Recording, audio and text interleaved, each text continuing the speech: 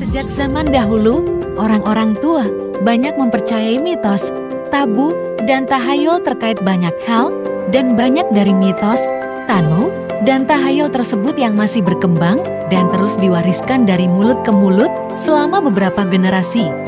Sehingga tak sedikit orang-orang muda saat ini juga masih banyak percaya pada mitos, tabu, dan tahayul.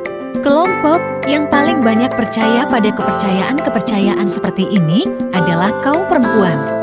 Hal ini bukan tanpa alasan, karena sejak kecil, hampir semua perempuan Indonesia banyak terikat dengan norma-norma budaya yang berkaitan dengan mitos, tabu, dan tahayul, sehingga hal tersebut terus terbawa hingga dewasa.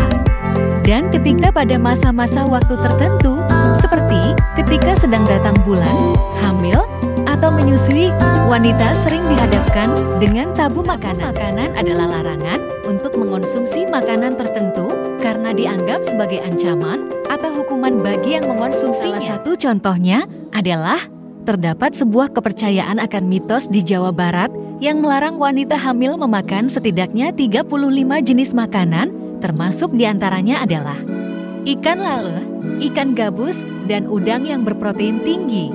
Hal ini dikarenakan karena masyarakat setempat percaya bahwa memakan makanan sejenis itu dapat menyebabkan anak lahir dengan bau amis, dan masih banyak mitos lainnya. Namun, nyatanya hal ini adalah hanya sebatas mitos yang dipercayai secara turun-temurun dan tidak dapat dibuktikan secara ilmiah. Sebaliknya, mitos sejenis ini malah dapat menyebabkan ketahanan pangan dalam keluarganya menjadi terganggu.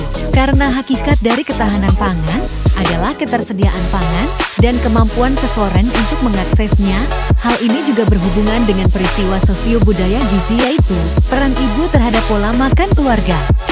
Ketika ibu dilarang dan dipantangkan memakan suatu makanan, maka ia tidak akan memasak jenis makanan tertentu yang dapat menyebabkan seluruh isi keluarga juga tidak mengonsumsi makanan tersebut. Terlebih kondisi fisik dan suasana hati ibu hamil sering tidak stabil, tentu akan melelahkan jika memasak makanan yang berbeda-beda, dan cara sederhananya adalah menyeragamkan semua makanan. Dan hal ini juga dapat berdampak pada penilaian konsumsi pangan terhadap keluarga tersebut yang menjadi kurang karena pangan sumber protein yang bisa diasup oleh keluarga ini berkurang.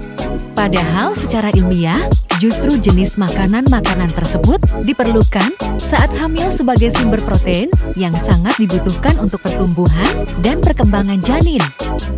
Terlepas memang mungkin ada beberapa jenis ikan yang harus dibatasi konsumsinya saat hamil, namun bukan berarti harus sama sekali dihindari dan tidak dikonsumsi.